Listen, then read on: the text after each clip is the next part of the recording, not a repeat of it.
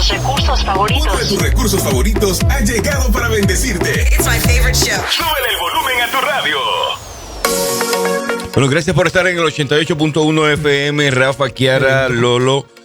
Te hacemos compañía en este día de hoy. Ya, fin de semana llegó.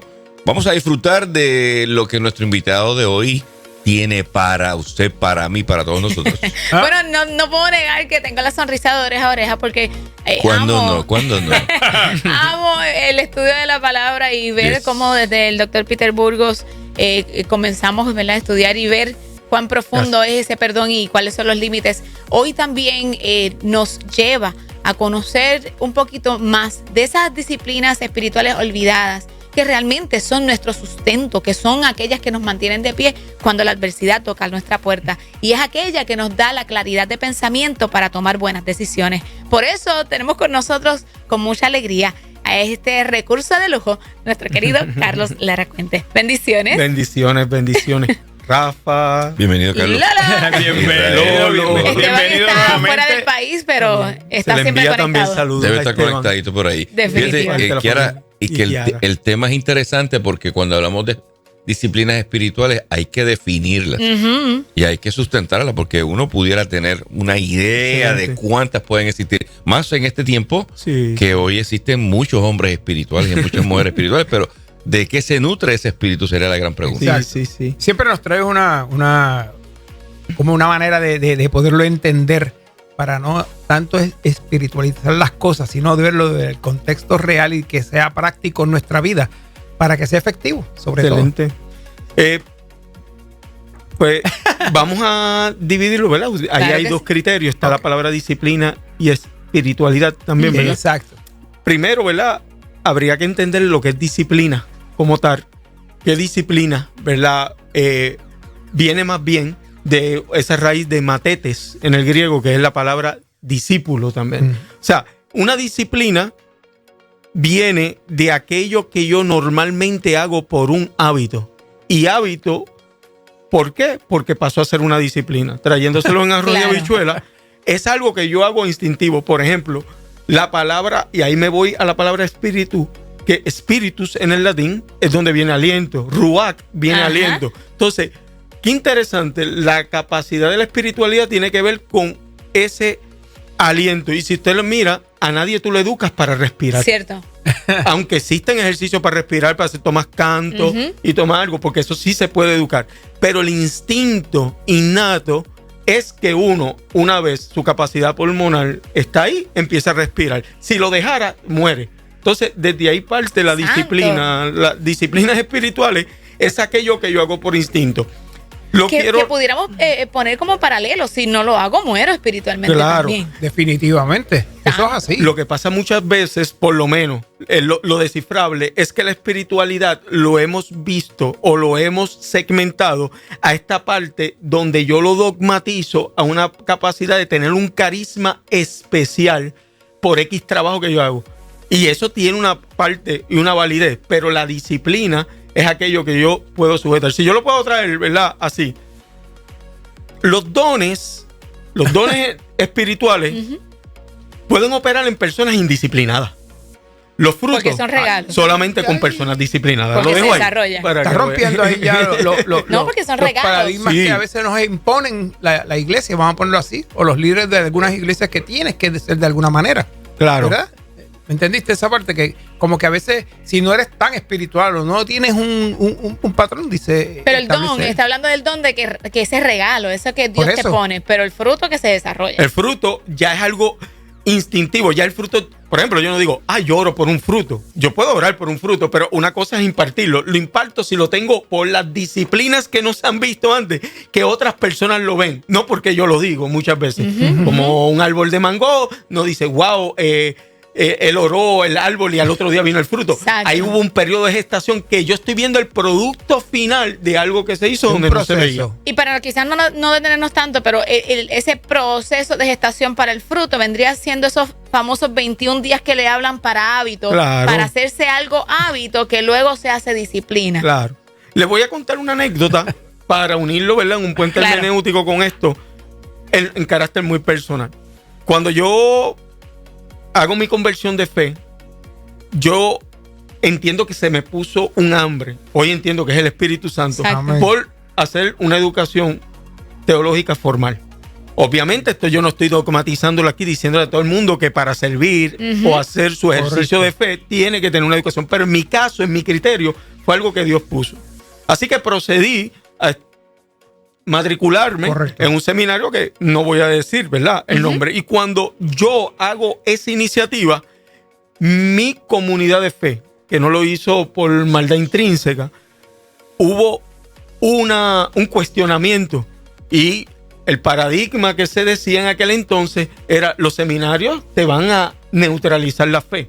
Y puedo entender hasta cierto punto, y eso en ese momento me crea un miedo, pero a la vez sé que hay esa hambre que le ha puesto Dios. Es como esa dicotomía: tengo un hambre que sé que es genuina de Dios, pero voy a enfrentar esto que dice la comunidad.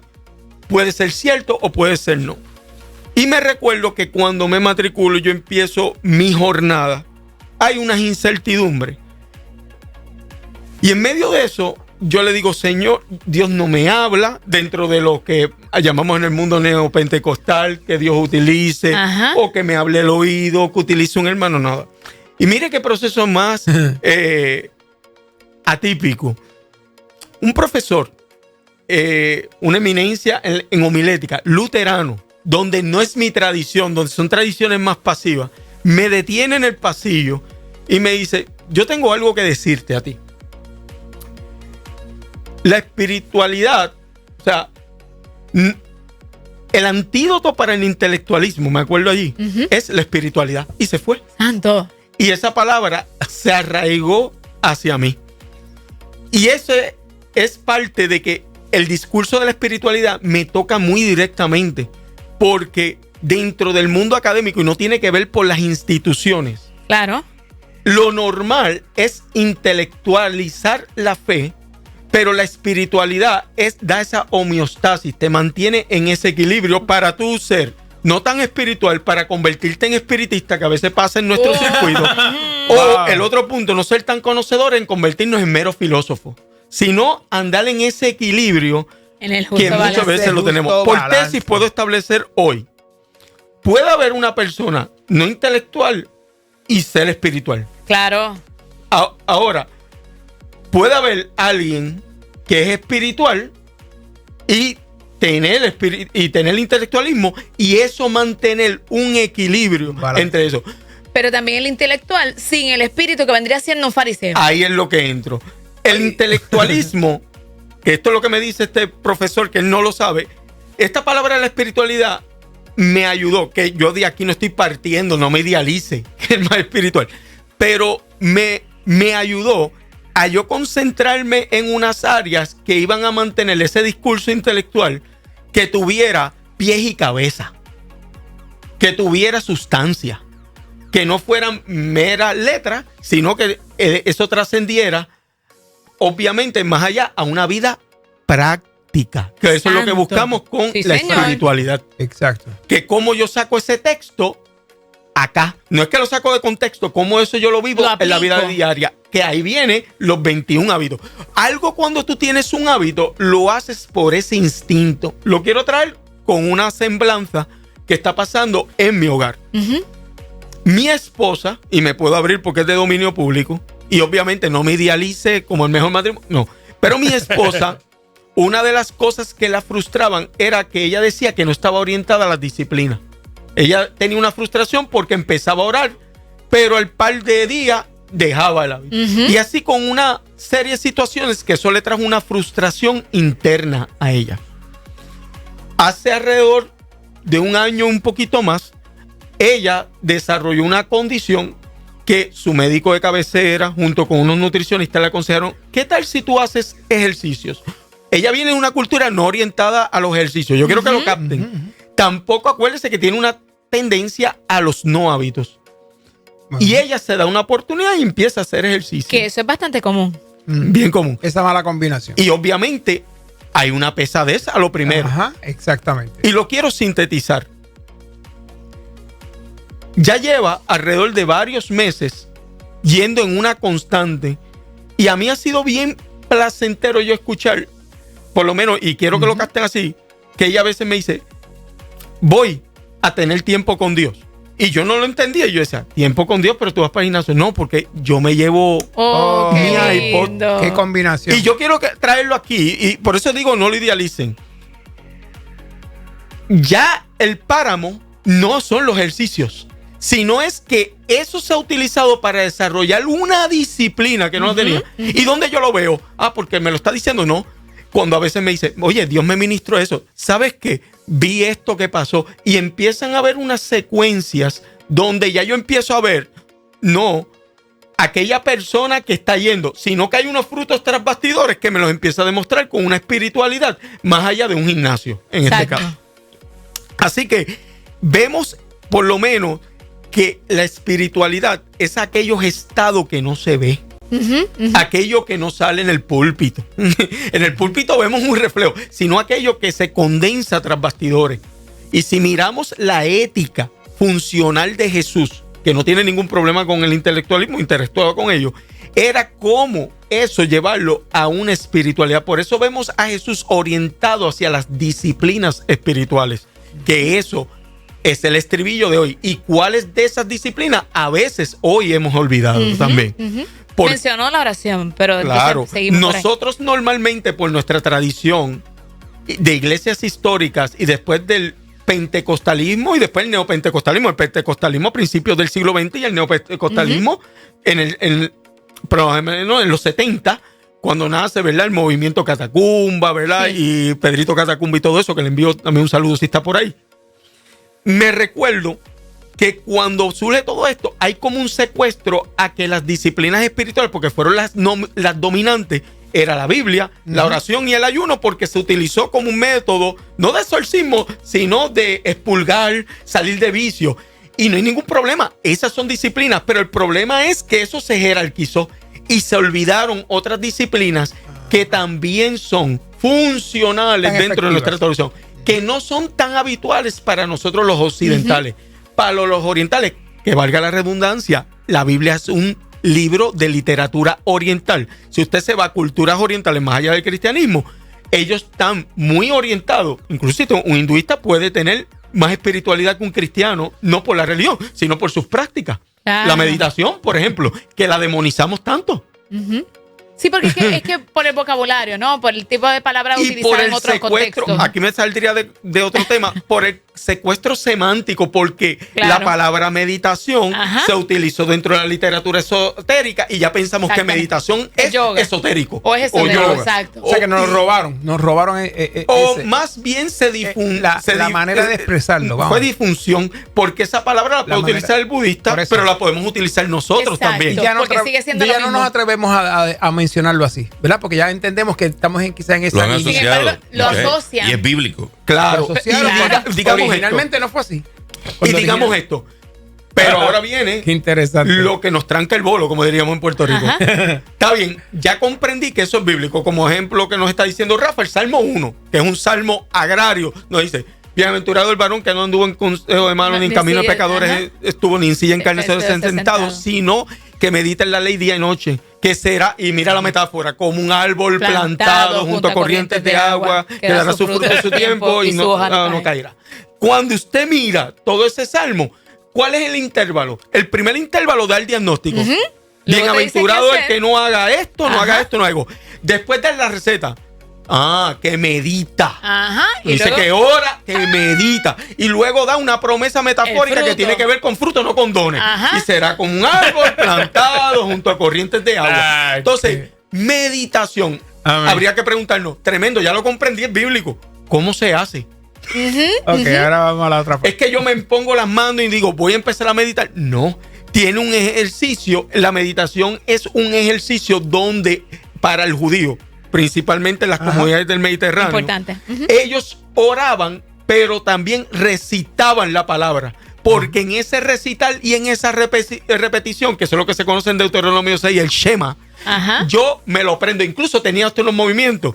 Tanto así que los judíos ortodoxos hoy en el Muro de los Lamentos hacen este movimiento back and forth, Porque dentro de la ciencia empírica está comprobado que cuando hay un movimiento así, ayuda para los procesos sinápticos. Pero lo dejo ahí. Eso es otro tema. Ay, Dios mío. Pero lo he practicado y es verdad. Y es verdad. Lo he vivido. En ese movimiento, ellos están recordando. ¿Y dónde yo necesito el discurso bíblico? No es cuando Rafa esté predicando, sin ánimos de minimizar. Claro. No es cuando en la predicación del domingo, sin ánimos de minimizar. Es cuando de momento me pasa una situación que no hay el pastor, no está el órgano o el piano. Y de momento yo necesito que mis neuronas acordarme de ese texto para yo no hacer lo que yo quiero hacer. Y ahí vino un pensamiento que fue transitado en la vía de la meditación. No es que estaba pensando en él, es que en ese momento, de vez de yo querer partir la cara, perdón, no pongo la otra mejilla. Y no es porque me lo impuse, sino es porque hay una disciplina en mí. Que es intencional. Claro. Y las disciplinas es aquello que sale instintivo. Aquello que yo hago. Por eso la persona que es cordial en disciplina no es que se lo finge, porque el que finge se le nota. Eso es como cuando utilizamos estas dinámicas, que no las estoy demonizando. Las quiero. Cuando decimos, hermano, abraza el que está a su lado. Y hay gente que te abraza como si abrazara un cactus.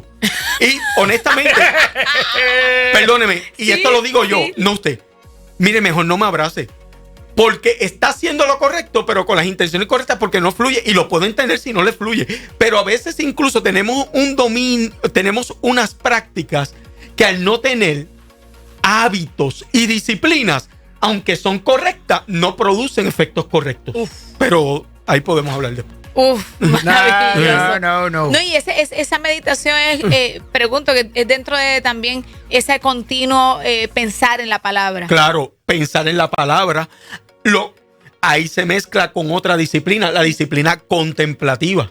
Ya estoy hablando de la disciplina de meditación, ahora porque todas se integran. La disciplina contemplativa, que la utilizó Jesús muchas veces. Jesús, que lo hablábamos fuera del aire, muchas veces como si lo hablamos dentro del discurso, ¿verdad?, pedagógico, su pizarra era el medio ambiente. Exacto. Cuando está por ejemplo, en el Sermón del Monte, en Capernaum, una fuente no puede dar agua limpia ni agua sucia. No está hablando de una fuente siglo XX. Está hablando que los arroyos que venían de las alturas de Gorán y bajaban, que ese poblador cuando veía eso, decía, ahora yo entiendo. O sea, exacto. Ahora porque no han visto estas avecillas que ni siembran ni ciegan y tienen su provisión diaria. O sea, el agrícola o ese poblador o ese campesino que está ahí, eso le hace sentido dentro de la espiritualidad. No le está hablando teología. Y hablando precisamente de las aguas, como dice, para mí fue rema y para mí fue algo que me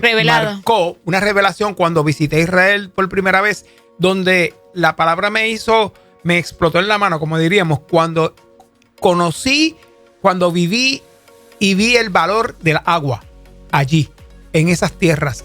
¿Qué tanto era tan necesario para nosotros? Lo que él estaba ilustrando. Porque es lo que siempre hemos leído en la palabra, pero quizás viviéndolo, cuando lo ves, ¿cuál es el verdadero fruto de lo que, o la pertenencia que tiene el agua, el valor? Es que entonces hace aún más revelación esa palabra que él dejó escrita. Sin embargo, pregunto, esa parte contemplativa, o sea, es como cuando yo estoy viendo todo con detenimiento, porque primero estamos luchando con una vida agitada. Correcto. Estamos viviendo una otro estilo de vida. Que uno dice, oye, hasta el Billboard me habló. Correcto. Quiero, ¿verdad?, traerlo contigo para no irme y contestarte a ti, Kiara. Lo que pasó contigo, utilizando tu metáfora, lo que te explotó en la mano fue que antes tú tenías un conocimiento de entendimiento que no está mal. Y cuando fuiste allí lo contemplaste. ¡Boom! Y eso fue lo que pasó. El valor contemplativo, que fue, obviamente, que quizás no tenías la disciplina porque no lo habías visto, sino el conocimiento.